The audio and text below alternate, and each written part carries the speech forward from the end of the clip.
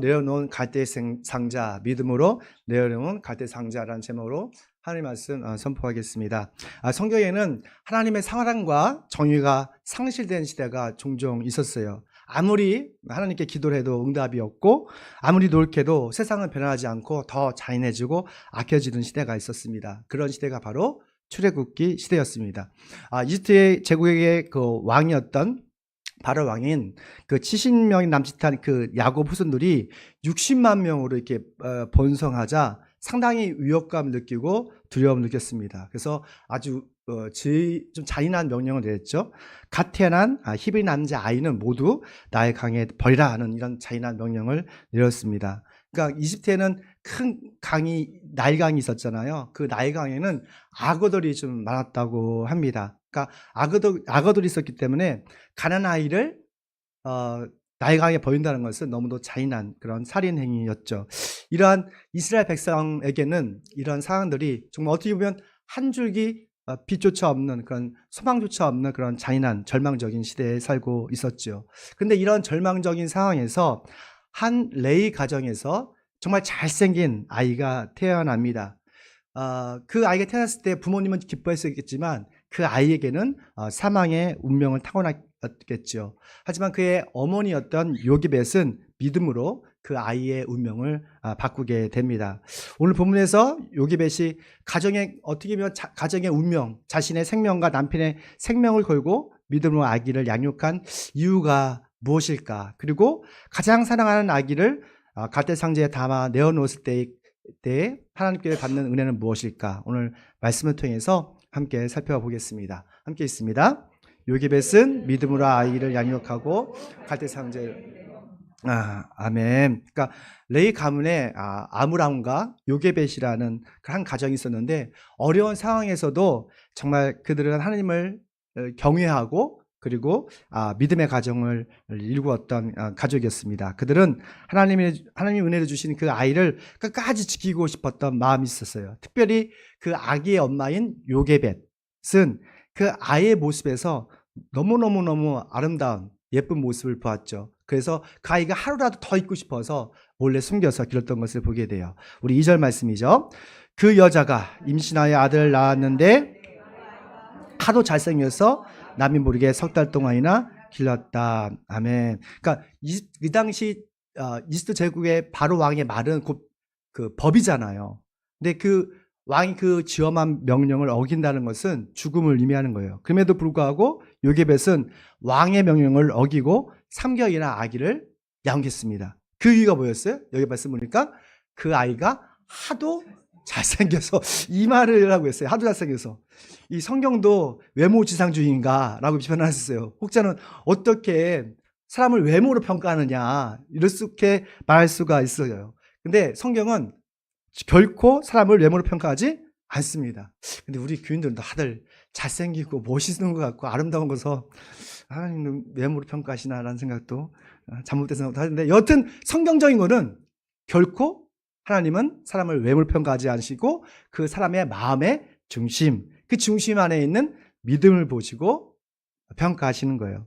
그러면 요게벳이 그 아이가 하도 잘생겨서라는 그 영적 의미가 무엇일까? 그 아이가 하도 잘생겼다는 것은 보니까 히브리 말로 토브라는 말이 있어요.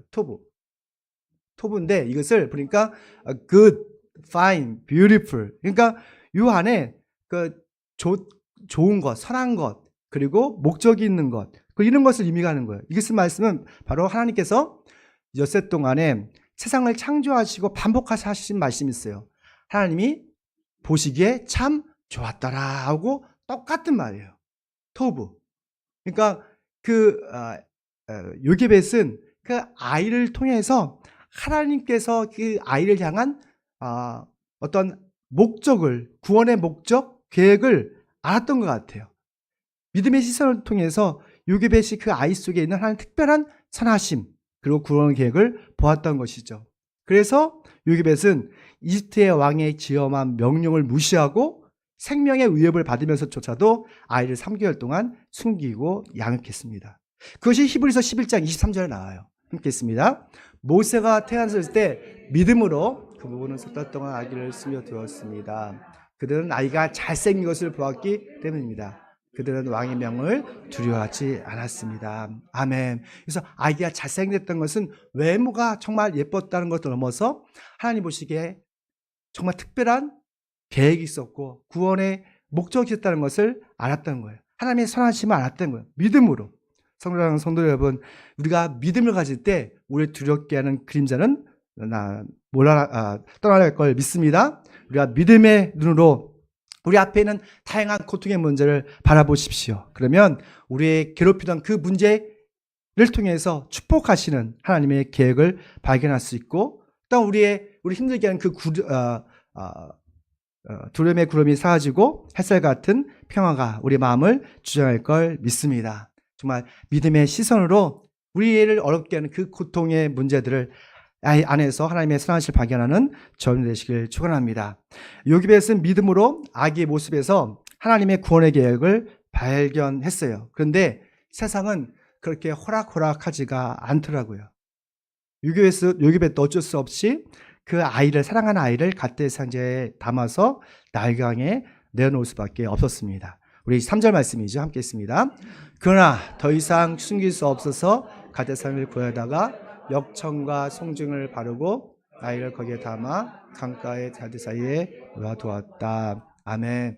이게 여기 보니까 갈대가 나오잖아요. 우리나라의 갈대와 이집트의 갈대가 다르더라고요. 우리는 억새 풀과 같은 것이지만 그 이집트의 갈대는 더 두텁고 잎도 많은, 그래서 그걸 통해서 그 바구니를 만들고 다양한 도구들을 만들었다고 우리 김정수 권사님이 알려주셨습니다. 그러니까 우리나라와 대나무가 비슷한 것 같아요. 우리 대나무를 가지고 바구니도 만들고 그릇도 말고 다양하잖아요. 그것처럼 그쪽도 이 갈대 가지고 다양한 도구를 만들었죠. 상상을 해봤으면 좋겠어요. 사랑하는 이를 갈대 상자에 담아서 강가에 내려놓는 그 요백의 마음 어땠을까? 사랑하는 아기를 위해서 아무것도 할 수 없는 그런 미안한 엄마의 마음, 아마도 한없이 눈물을 흘렸을 거예요. 우리 아이들 길러보면 아이들이 아플 때가 있잖아요. 코가 막히고 콧물 나고 막 열이 38도까지 올라가면 그 옆에 있는 엄마 아빠는 어쩔 줄을 모르잖아요. 그러니까 아무것도 할 수가 없어요. 그냥 병원 가서 또는 약 먹는 것밖에 할 수 없어요. 치료 받을 때까지, 회복될 때까지 기다리는 것이죠. 아마 요게벳도 많은 눈물을 흘렸을 거예요. 그가 할 수 있는 것은 딱 한 가지였어요. 바로 갈대 상자에다가 역청을 바르고 송진을 발라서 조금이나마 그 갈대 상자가 물속에 좀 빠지지 않도록 하는 것이었죠. 그러면서 그 요게벳은 믿음으로 하나님의 은혜를 기대하면서 가장 사랑하는 아기를 갈대 상자에 담아서 이 죽음의 바다에 내려놓았습니다. 근데 여기서 우리가 발견할 것이 뭐냐면 믿음의 내려놓음과 그리고 자포자기는 다르다는 거예요. 믿음의 내려놓음은 우리 손에서 하나님의 손으로 맡기는 거예요. 우리가 뭔가를 지키고 우리가 보호하는 것이 아니라 하나님께 다 모든 걸 전적으로 맡기고 하나님께서 보호하시고 지켜달라고 맡겨드린 것이 바로 믿음의 내려놓음이에요. 갈대 상자에 우리의 가장 소중한 것을 담아서 내려놓을 때 전능하신 하나님이 본격적으로 일하시는 것을 보게 됩니다. 우리 갈대 상자에게는 영적인 의미가 있습니다. 이게 뭐냐면 바로 갈대 상자라는 것은 히브리 말로 테바라는 말이잖아요. 그래서 방주가 같은 어원에서 시작됐어요.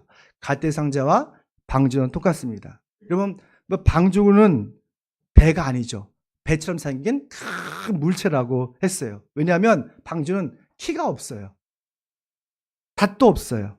그리고 돛도 없고 노도 없어요. 그러니까 배처럼 생긴 아주 어마어마한 큰 물체예요. 그 물에 떠 있는 방주는 사람의 어떤 힘으로도 어떤 노력으로도 움직이는 것이 아니라 오직 하나님께서 운영하시는 바람 그리고 파도에 의해서 흘러갈 뿐이에요. 그래서 방주와 갈대 상자는 완전히 하나님께 맡겨지는 것을 의미한 겁니다. 이것이 하나님이 계획하신 구원의 은혜예요. 바로 예수 그리스도시죠. 오직 예수님만이 완전한 하나님의 구원의 계획이에요. 그래서 예수님께서 나는 곧 그 길이고 그 진리고 그 생명이다. 날 통해서 않고서는 아버지께로 올 자가 없다라고 말씀하신 것이죠. 우리가 우리의 가장 중요한 가장 아름다운 것을 주님께 맡길 때에, 예수 그리스도의 그 갈대 상자에 맡길 때에 주님께서는 우리를 가장 선한 길로, 가장 좋은 길로 인도하신 것을 보게 됩니다. 우리가 믿음으로 만든 이 갓대상자에 아기를 담아서 나일강이라는 이 죽음의 바다에 내어놓는 것은 사실 하나님이 운행하시는 은혜의 바다 위에 우리 아이를 띄우는 것과 같습니다. 왜냐하면 온전히 갓대상자에 맡긴 후부터 하나님께서 일하시기 때문에 그렇습니다.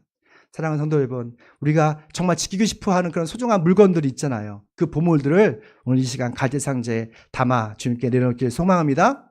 그것이 우리의 가정이 될 수 있고 우리의 자녀가 될 수 있고 우리의 재정이 될 수 있고 또 우리의 미래가 될 수 있어요. 이것을 조금 믿음으로 주님께 맡겼으면 좋겠어요. 그러면 전능하신 하나님께서 항상 갓대상자에 있는 것을 보호하실 걸 믿습니다. 그래서 나일강 같은 죽음의 강이 은혜의 강이 되고 또한 생명의 강권으로 변하는 그런 기적을 경험할 걸 믿습니다. 두 번째입니다. 우리 함께 읽습니다. 요게벳은 믿음으로 갓대상자를 만들어 주님께 맡깁니다. 아멘. 요게벳이 믿음의 절박한 마음으로 갓대상자의 아이를 담아서 나일강이라는 그 죽음의 강에 내놓자 이 보이지 않는 하나님의 손이 움직이기 시작했어요. 그 악으로부터 그를 지켜주십니다. 우리 5절 말씀이에요. 마침 바라올 딸의 목을 하려고 강으로. 그래서 좀 마침이라는 그 단어가 저게 마음에 확 들어왔습니다. 하나님은 우리의 시간이 아니라 하나님의 시간에 일을 하세요. 그 하나님의 시간은 늦지도 않고 빠르지도 않습니다. 하나님이 정하신 그 적절한 시간에 항상 일하시고 하나님의 놀라운 구원의 역사를 이루시는 것을 보게 돼요. 우리는 때로는 그러잖아요. 왜 우리의 생각대로 하나님께서 기도응답 해주지 않을까? 왜 우리의 이게 절박한데 하나님께서 우리 이 문제를 이 재정의 문제, 건강의 문제, 또 말할 수 없는 그 마음의 고통들을 해결해 주지 않으실까? 하는데 하나님은 하나님의 시간이 있어요. 그 하나님의 시간은 빠르지도 않고 느리지 않고 정말 적절한 시간에 실수 없이 그 문제를 모두 해결해 주신 것을 보게 돼요. 그래서 마침 바로의 딸이 목욕을 하러 나일강에 내려왔어요. 그것도 다른 곳이 아니라 갈대상자가 걸려있는 갈대숲으로 걸어간 거예요. 마침 그곳에 갈대상자가 보였던 것이죠. 믿음의 사람에게 마침은 우연히 일어난 것이 아니라 우연을 가정한 하나님의 세밀한 섭리가 있고 하나님이 보이지 않는 손길이 있는 것이죠. 세상 사람들은 운이 좋아서 그게 성공한 거야. 운이 좋아서 그게 된 거야 라고 해요. 근데 사실은 하나님께서 보이지 않는 손길로 우리를 보호하시고 여러분을 축복해 주시기 때문에 그래요. 그래서 믿음의 사람들은 하나님의 섭리를 주시는 마침의 은혜를 믿습니다. 우리 부부가 매 토요일 주일은 바빠지잖아요. 그러면 주일 준비하느냐고 청소도 하고 음식도 준비하고 아침부터 시장도 보고. 그러니까 우리 한 마음에는 설렘이 있어요. 우리 성도를 보니까 너무 기쁜 거예요. 근데 한 구석에는 노동이라는 좀 고된 일이라는 또 생각이 있어요. 그러니까 지난주에는 부엌이 좀 얼었어요. 추워서 얼어서 점심시간 좀 쉬었으면 좋겠다라는 말을 했거든요. 그런데 마침 정철승 박우선이 저녁 시간면서 점심을 산다는 거야. 야, 얼마나 감사한지. 이게 마침의 은혜라니까요. 그런 적 있지 않습니까? 우리 아이가 이번에 대학 입학하잖아요. 수업료가 450만 원씩이나 해요. 아주 등골이 허리가 아파가지고 큰일 났어요. 근데 그래서 어떻게 해야 되나? 그래도 하나님 은혜로 우리 장학금을 받아서 250만 원인데 마침 어느 목사님이 이런 정보를 해주는 거예요. 농협 조합원이면 그 장학금 100만 원 준대요. 그것은 마침. 그래서 전화를 했어요. 제가 농협에다가. 제가 전화를 정말 안 하거든요. 전화 했는데 딱 이틀 남은 거예요. 마침. 그래가지고 얼른 저희 학교 성적 증명서 막 정리해서 떼가지고 냈습니다. 근데도 100만 원 준댔는데 사람이 마침 많이 어플라이를 안 했어요. 그래서 200만 원 준대요. 이게 마침의 은혜예요. 제가 귀가 너무 솔직히 안 되는데. 이게 마침의 은혜. 우리 일상도 그렇지 않아요? 하나님께서 이게 이럴 수가 없는데 우연을 가정한 하나님의 많은 은혜와 축복이 있어요. 그것을 믿음의 시선으로 봐보면 정말 하나님의 시선이지만 믿지 않는 사람에게는 그냥 운이 좋은 거예요. 정말 사랑하는 성도 여러분, 우리가 도저히 감당할 수 없는 일이 있을 수 있어요. 그 문제를 믿음으로 갓대 상자에 맡기시기를 축원합니다. 그러면 마침의 은혜가 있을 거예요. 마침 우연찮게 늘 가장한 하나님의 은혜와 축복을 받게 될 것입니다. 또 보니까 이집트 공주 하셉투스, 이 공주 이름이 하셉투스예요. 하셉투스는 그 아이가 히브리 노예라는 걸 알았잖아요. 노예 출신이니까. 근데 그걸 꺼려할 수 있는데 그 마음에 긍휼한 마음이 들었습니다. 우리 6절 말씀입니다. 있습니다. 그 공주가 그 아이를 불쌍히 여기면서 말했다. 아멘. 만약에 그 아이를 보고 아무런 감정이 없을 수 있잖아요. 그렇지 않습니까? 노예니까 이게 좀 짐승처럼 볼 수도 있잖아요. 근데 그 공주가 왠지 그날은 그 아이가 너무너무 긍휼한 마음이 들었어요. 긍휼한 마음이라는 것은 진짜 애틋한 마음이잖아요. 이게 누가 준 마음이에요? 바로 성령 하나님께 주신 마음이에요. 성령 하나님께서는 우리에게 긍휼한 마음 주시고 서로 사랑하는 마음 주시고 우리의 마음을 바꿔주는 그런 역할을 하세요. 성령 하나님 우리에게 하나님께 헌신하고 싶어하는 마음을 주세요. 서로 사랑하고 싶고 용서하실 마음을 허락해 주시는 거예요. 때로는 성의적인 일을 하고 싶은 그런 마음을 주세요. 이 모두가 바로 성령 하나님께서 우리의 마음에 감동시켜 주시는 거예요. 잠언 16장 9절 말씀입니다. 함께 했습니다. 사람이 마음으로 자기 앞길을 계획하지만 그 발걸음을 인도하신 분은 주님이시다. 아멘. 그러니까 우리가 계획을 할지라도 그 발걸음을 인도하시고 그런 마음을 주시는 분은 누구라고요? 성령 하나님이세요. 그래서 우리가 일상에서 성령님과 항상 기도하는 삶이 너무너무 중요한 거예요. 우리가 기도에서 두 가지가 있어요. 하나는 정시기도. 다니엘처럼 아침, 저녁마다 기도하는 그 정시기도였잖아요. 또 항시기도가 있어요. 항시기도는 주님과 함께 항상 동행하면서 대화하는 거예요. 내가 호흡하듯이 성령님과 어떤 문제가 있을 때, 어떤 결정권이 있을 때 항상 성령님께 묻고 호흡하면서 기도하는 거예요. 이게 바로 항시기도예요. 이런 항시기도를 통해서 여러분 주님과 항상 동행하시길 축원합니다. 나의 생각이 아니라 하나님의 생각을 얻을 수 있는 그런 저와 여러분 되시길 축원합니다. 하나님이 계획하신 그 유일한 구원의 갈대 상자에 우리가 소중한 것을 내어 맡길 때, 온전히 맡길 때 하나님께서는 가장 선한 길로 또한 보이지 않는 손길로 구원해 주신 것을 보게 됩니다. 그런 은혜를 저와 여러분이 경험하는 더불어 성도들이 되기를 축원합니다. 마지막입니다. 세 번째죠. 하나님은 믿음으로 갈대 상자를 내놓는 사람을 축복하십니다. 이게 축복이 중요해요. 그러니까 믿음으로 갈대 상자에 악을 담아 내려놓은 요게벳은 하나님의 큰 축복을 받았어요. 그 아기 모세잖아요. 그 모세에는 누나가 있었습니다.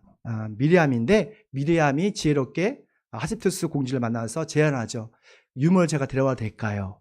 라고 제안합니다. 우리 8절 말씀, 9절 말씀이죠. 있습니다. 이 아이를 데려가서 나를 위해서